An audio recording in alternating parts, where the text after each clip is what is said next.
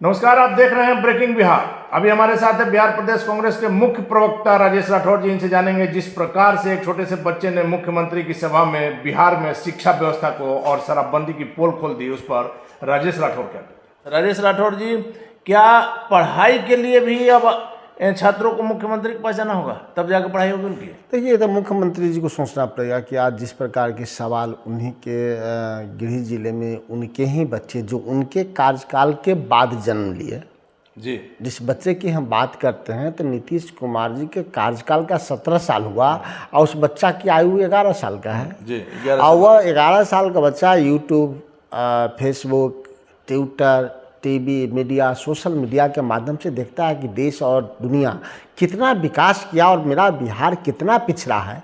और उन्होंने एक बात कहा कि यहाँ सिस्टम फेल है। उस छोटे से बच्चे ने की बातों से अगर मुख्यमंत्री इत्तेफाक रखते हैं तो मुझे लगता है आज भी उनके कार्यों में कार्यों के जो तरीके हैं उसको परिवर्तन करना चाहिए। हम मुख्यमंत्री पे बड़ी हमला नहीं पे विश्वास नहीं रखते, मुख्यमंत्री की आलोचना पे हम विश्वास नहीं रखते। हम मुख्यमंत्री को सुझाव देना चाहते हैं कि हम प्रतिपक्ष के लोग थे, हमारे सुझाव को आप विरोध मानते हैं, प्रतिपक्ष के सुझाव को आप विरोध मानते हैं, कम से कम अपने घर के बच्चे के बात को तो स्वीकार कर लीजिए। दो तीन बातें कही हैं कि स्कूल की हालात ख़राब है, शौचालय में भूसा पड़ा हुआ है, मकान की स्थिति जर्जर है, टीचर को अंग्रेजी नहीं आती, टीचर उतने नहीं हैं जितने स्कूल में चाहिए। तो आप 17 साल पहले की बात कह के 17 साल में आप शिक्षकों की बहाली क्यों नहीं की है? 11 साल का बच्चा को तो पता नहीं है कि लालू यादव कौन थे जी, और आपके कार्यकाल में जन्म लिया और आपसे सवाल कर रहा है। तो वक्त आ गया है नीतीश कुमार जी, आप जवाब दीजिए। लेकिन जवाब नीतीश कुमार जी नहीं दे सकते चूँकि उनके लिए कुर्सी बहुत महत्वपूर्ण है। 17 सालों में वो यूपीए, एनडीए दोनों में अपने कुर्सी बरकरार रखा, लेकिन दोनों सरकारों में मुख्यमंत्री रहते हुए वो बिहार के बेहतर भविष्य की बात नहीं की। आज शिक्षक अभ्यर्थी धरना पर बैठे हैं, 10-12 दिन से हो गया गर्दनी बाग में, उनका धरना क्यों नहीं तोड़वाते? बच्चे क्या मांग है कि हम शिक्षक अभ्यर्थी हैं, हमारा नियोजन कीजिए। 7वें चरण का जो शिक्षक की बहाली करनी है उसकी तिथि निर्धारित नहीं कर रहे हैं, तो अच्छे गुणवत्तापूर्ण शिक्षकों की बहाली कीजिएगा, तब तो बच्चे अंग्रेजी पढ़ पाएंगे। बच्चा कहा कि अंग्रेजी की पढ़ाई नहीं होती है। दूसरा, उन्होंने स्पष्ट किया कि मेरे पिताजी जो कमाते हैं शराब पीते हैं। ये शराबबंदी की भी पोल खोल कर रख दी। तो बच्चे कमाते हैं शराब पीते हैं, जबकि शराब बिहार में बिक नहीं रहा है जी। सारा तंत्र उसी को रोकने में लगा। दूसरा बात कि आश्चर्य है कि दही बेच के उसके बच्चे के पिता दही बेचते हैं और दही बेच के वो शराब पीते हैं। और ये कहावत भी बीच में चर्चा था कि अब शराब बड़े लोग नहीं पीते हैं, छोटे लोग नहीं पीते हैं, बड़े लोग पीते हैं, लेकिन तो छोटे लोग हैं, छोटा का रोजगार वाला है, वो कैसे पीते? पूरे रोजगार की कमाई वो शराब पी लेता है। और इस बच्चे के जो ट्यूशन से आमदनी होती है वो भी। और बच्चे, तो मैंने ये कहा कि बच्चे ने मुख्यमंत्री की आंख नहीं, बच्चे ने यह बिहार की विधि व्यवस्था की पोल खोल कर रख दी। और आज और बड़ा आश्चर्य होता है कि सुशील मोदी ये बड़बोलेपन, तब भी नीतीश जी के मुंशी थे, आज तो मुंशी से भी अस्तर गिरा लिए, चले गए उस बच्चे के पास, उनके कह दिए कि आज सैनिक स्कूल में एडमिशन करा देंगे, नवोदय में एडमिशन करा देंगे। अरे सुशील मोदी जी, थोड़ा आंखें खोलिए। वो अपनी एडमिशन की बात नहीं कहे हैं, वो बिहार की व्यवस्था की बात की है, आपके व्यवस्था पे सवाल उठाया है। अगर आप उस बच्चों के नवोदय में एडमिशन करा सकते हैं तो राज्य में तो लाखों ऐसे बच्चे हैं सोनू जैसे जो तड़प रहे हैं पढ़ने का, सबको तो आप लिखा दीजिए। हम तो चाहेंगे सबका नवोदय जैसा शिक्षा हो, नवोदय जैसे विद्यालय हो, नवोदय जैसे शिक्षक हो, लेकिन कहाँ से आप कर पाएंगे? तो एक सोनू को ढक देने से सोनू द्वारा उठाए गए व्यवस्था को आप नहीं ढक सकते हैं। राठौर जी इसी बात पर हम आ रहे थे। हमने साफ तौर पर कहा कि क्या पढ़ाई के लिए, छोटे से छोटे काम के लिए आप मुख्यमंत्री के दरबार में जाएंगे, मुख्यमंत्री के पास जाएंगे, तब होगा। बिहार शुरू से प्रतिभाशाली लोगों से भरा पड़ा है। कई ऐसे लोग हैं जिनकी प्रतिभा ऐसे में दब कर रह जा रही है। क्या मुख्यमंत्री के पास आप शिक्षा के लिए भी जाएंगे तब होगा? और अगर आप मान लीजिए कि ये लाइट में आ गया लड़का, ये चर्चा में आ गया, सारे मीडिया के रडार पर आ गया है, तब इसका एडमिशन अगर आप कहीं करा दे रहे हैं, तो ऐसे लाखों बच्चों का क्या होगा जो अभी भी गांव में ऐसे अनजान रूप से पड़े हुए? यही मैं बताया कि सरकार की दूरदृष्टि नहीं है और दृष्टिहीन तो बन गए हैं सुशील मोदी। वह लड़का सिर्फ अपनी बात नहीं कहा है जी। वो बिहार और नालंदा के व्यवस्था पे सवाल उठाया है। उस व्यवस्था से निपटने के लिए सरकार के पास प्लान क्या है, वो अपनी व्यथा सिर्फ नहीं बताई। अपनी अगर शौचालय में भूसा रखा हुआ है तो शौचालय करने सिर्फ सोनू को जाना था क्या, अब बाकी बच्चे कहाँ जाएंगे? और राठौर जी, कल जब हम लोग उस विद्यालय में गए तो वहाँ लोगों का कहना था, जो बच्चे थे उनका कहना था कि 25 दिन जो है टीचर नहीं आते हैं, मेन जो प्रिंसिपल है वो नहीं आते। हम ये क्या कहें कि नीतीश कुमार जी धृतराष्ट्र हैं या नीतीश कुमार जी अवस्वार्थी हैं। चूँकि जो नीतीश कुमार जी 17 सालों में पूरे राज्य में जितना नहीं घूमे होंगे उससे 50 गुना ज़्यादा अकेले नालंदा जाते हैं। हर तीसरे दिन, दूसरे दिन, कभी कभी लगातार 2-2 दिन जो नालंदा जिला चले जाते हैं, और तब वहाँ के व्यवस्था के बारे में उनको पता नहीं है। तो ईश्वर ऐसे मुख्यमंत्री से बिहार को मुक्ति दिलाए जो जहाँ जिस जिला में वो जन्म लिए, जहाँ वो महीना में 15 बार जाते हों और वहाँ के व्यवस्था उनको नहीं दिखाई देता। एक छोटा सा बच्चा आँख खोलता है तभी मुख्यमंत्री टुकुर टुकुर देखते हैं, उससे बतियाते हैं। तो ऐसे मुख्यमंत्री से बिहार को निजात मिलना चाहिए। वैसे बयानों के बारे में क्या कहेंगे जो कई बार ये चर्चा में आया है? ये बयान आया है कि जिन लोगों को बिहार में विकास नहीं देख रहा है उन्हें अपने चश्मे का नंबर चेक करा देना। तो सबसे पहले उस बच्चा तो बिना चश्मा वाला था, तो उस बच्चों को चश्मा चाहिए क्या? सबसे पहले अब जरूरी है कि अपने आँख के बट्टम को खोले, धृतराष्ट्र से अलग स्वयं के दृष्टि से देखें, और नहीं तो चश्मा तो खोल दिया है। बच्चा 11 साल का बच्चा जो नीतीश कार्यकाल में पैदा लिया, वो अपनी बिना चश्मे वाली आंख से बता दिया कि नीतीश कुमार बिहार तो छोड़िए, आपका नालंदा कैसा है जो देखिए जहां आप स्वयं पैदा लिए हैं। जी। अब इस घटना के संज्ञान में आने के बाद, इस घटना की जानकारी होने के बाद, उस लड़का के लाइट में आने के बाद लगातार आप देख सकते हैं सुशील मोदी से लेकर तमाम पार्टी के नेता उसके गांव जा रहे हैं, उससे मिल रहे हैं और उसे प्रोत्साहित करने की बात कर रहे हैं। लेकिन आप देखिएगा कि 10 दिनों के बाद ये मामला भी ठंडे बस्ते में चला जाएगा। हम उस सोनू की बात नहीं करते हैं, ये लोग गुमराह करके उस सोनू तक जाते हैं। सोनू ने क्या कहा कि शराब पी, मेरे दही बेच के मेरे पिता शराब पी जाते हैं, मैं ट्यूशन पढ़ाता हूँ, उससे भी शराब पी जाते हैं। इसका मतलब है कि शराब बिक रहा है तो शराब नहीं बिकेगा, इसकी गारंटी कौन लेगा? जब नालंदा में ही शराब बिक रहा है तो दूसरे, हम उस व्यवस्था की बात करते हैं। शौचालय में भूसा रखा हुआ है तो शौचालय में कोई सोनुआ के ले जाता है। एक और आश्चर्य की बात वहां नजर आई कि 2 कमरे का विद्यालय है जिसमें एक कमरे में 1 से 5 तक क्लास चलता। अब आप बताइए कि क्या पढ़ाई होता होगा? इधर मुख्यमंत्री जी बढ़िया से बताएंगे। नालंदा उनका घर है, बिहार का पूरा पैसा नालंदा ले जाते हैं, कहाँ लूट मचाते हैं। अब तो कम से कम मुख्यमंत्री जी बीबीसी पे आपके गांव का चर्चा चल रहा है कि एक छोटा सा बच्चा नीतीश कुमार को बता दिया कि जहां नीतीश कुमार जन्म लिए, जहां नीतीश कुमार जी 17 साल मुख्यमंत्री रहे, जहां नीतीश कुमार जी 17 साल मुख्यमंत्री रहते उसी जिला में पूरा समय दे दिए। उस जिले के हालात ऐसे हैं कि एक प्राथमिक विद्यालय में 2 कमरे हैं और एक कमरे में 1 से 5 तक का क्लास चलता है।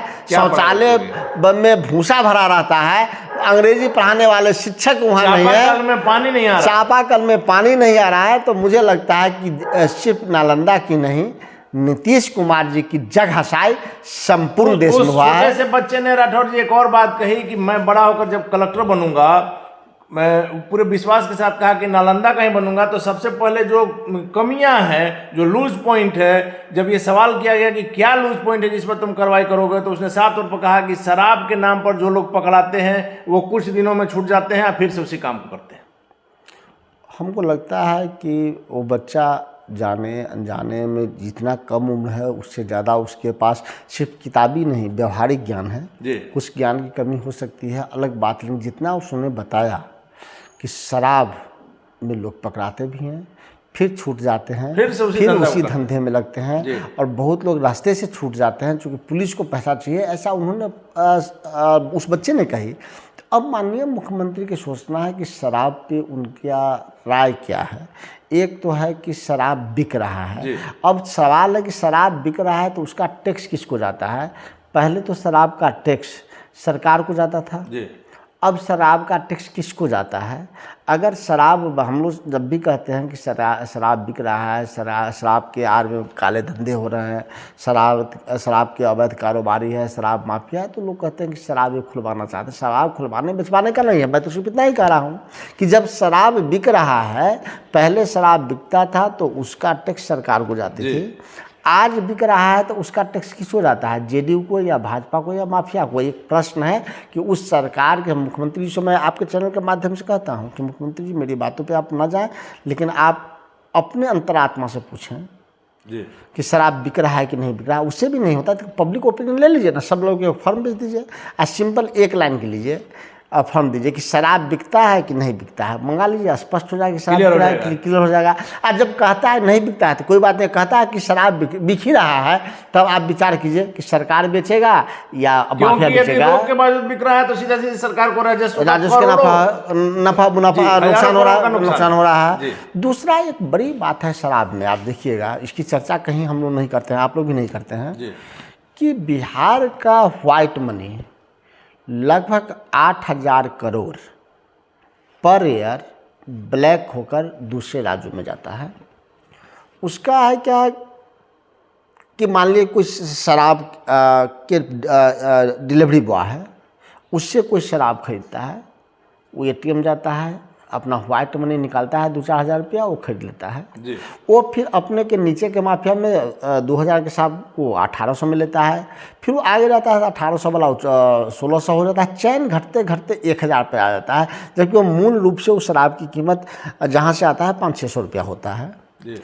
तो वो 1,000 रुपया मान लें कि बिहार में बट गया, जो सप्लायर है, जो चैन है माफियाओं का, उसमें, और जो बड़ा माफिया बिहार से बाहर है तो 1,000 रुपया सीधे बाहर चला गया एक बोतल पे।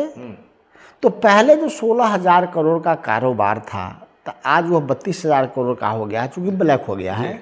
और उस 32,000 करोड़ में से जो 16,000 करोड़ है, जो एटीएम से पैसा निकाल के शराब पीने वाले पीते हैं, वो सीधे ब्लैक होके कहाँ चला जाता है? वो हरियाणा जाता है, उत्तर प्रदेश जाता है। वो क्यों जाता है? कि वहाँ भी वो शराब सरकार को टैक्स तक नहीं बनता है। जो शराब माफिया है, जो वहाँ शराब का उत्पादन करता है, उस राज्य के लिए जो शराब बनता है वहाँ उतना तो वो टैक्स देता है, और जो बिहार में गैर कानूनी तरीके से बेचता है वो गैर टैक्सेस शराब होता है। यानी कि पर ईयर लगभग 8,000 से 16,000 करोड़ रुपया बिहार का व्हाइट मनी दूसरे राज्यों में। बिहार ऐसे गरीब राज्य में अमाउंट से क्या नहीं हो सकता है। अगर ये अलग राज्यों के करेंसी का आंकड़ा होता, जो किस राज्य के पास कितने करेंसी है, तो स्पष्ट होता कि बिहार कंगाल होता। चलिए राठौर जी, एक आखिरी सवाल है कि जिस प्रकार से कन्हैया कुमार को, हार्दिक पटेल को आप लोग पूरे तामझाम से लाए, कांग्रेस की जो लगा कि डूबती हुई नैया है, इसको सहारा मिल सकता है, उस हार्दिक पटेल ने आज आप पर आरोप लगाते हुए इस्तीफा कर दिया। माफ कीजिएगा, डूबती हुई नैया कांग्रेस पार्टी नहीं है। कांग्रेस पार्टी के नेता राहुल गांधी है, सोनिया गांधी है। राहुल गांधी ही कांग्रेस की नैया पार कराएंगे। बिहार में आप बैसाखी के सहारे हैं? नहीं, वो सभी जगह सब लोग भाजपा बैसाखी के सहारे हैं। भाजपा है ना नीतीश कुमार से अलायंस में, भाजपा में हम पार्टी है ना, तो इसमें कहाँ है? लेकिन राठौर जी, चलिए आप नहीं है बैसाखी के सहारे, आपकी बात मान लिया, लेकिन ये सहयोग है। हार्दिक पटेल ने जो आरोप लगाए हैं, आपने देखा होगा। हार्दिक पटेल यहाँ चिल्लाने से नहीं, चलने से समाधान होता है, चिल्लाने से समाधान नहीं होता है। कांग्रेस पार्टी लोकतांत्रिक तरीके से चलती है। Congress party Bharatiya Janata party RSS नहीं है जो हिंसक तरीके अपनाए।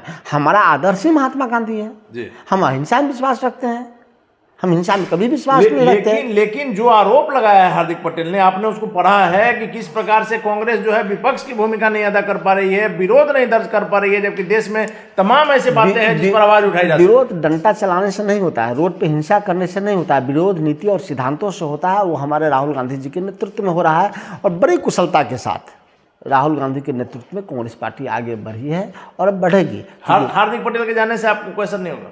कौन सी का असर होगा? किसी के जाने आने से समुद्र है कांग्रेस पार्टी, इसमें किसी के जाने आने से असर नहीं पड़ता है। हमारा नेता एक है, इसी के छत्र छाया में सब लोग जी रहा है, वो है राहुल गांधी है, सोनिया गांधी जी। राहुल गांधी जी के नेतृत्व में जिनको रहना है, चूँकि जो वोट मिलता है राहुल गांधी जी के कारण, चूँकि राहुल गांधी जी के कारण जब अध्यक्ष बने थे तो हम 15 साल का मध्य प्रदेश हम छीने थे।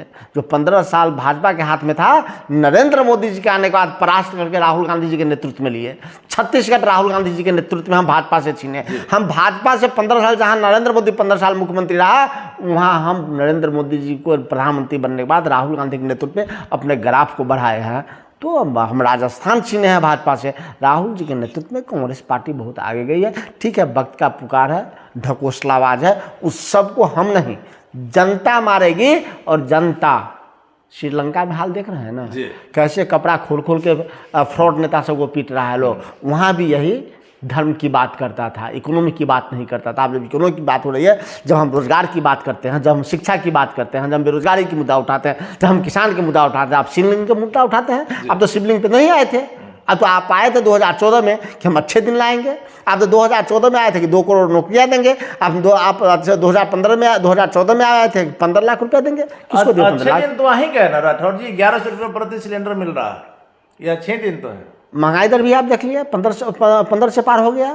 तो अच्छे दिन, पेट्रोल डीजल में आग लगी हुई है उसके दामों में, और कोई इस पर बोल नहीं रहा। एक सब बोल रहा है। एक बार श्रीलंका में बोल रहा था तो किसी को सुनाई दिया?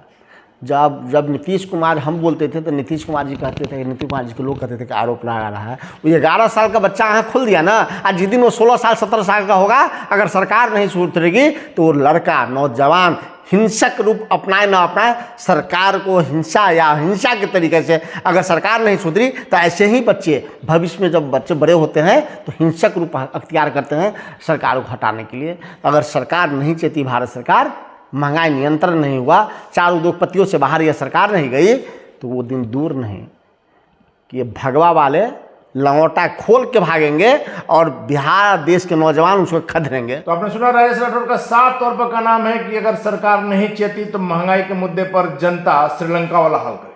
आगे क्या होगा देखना काफी दिलचस्प होगा। फिलहाल आप बने रहे हैं ब्रेकिंग व्याप से।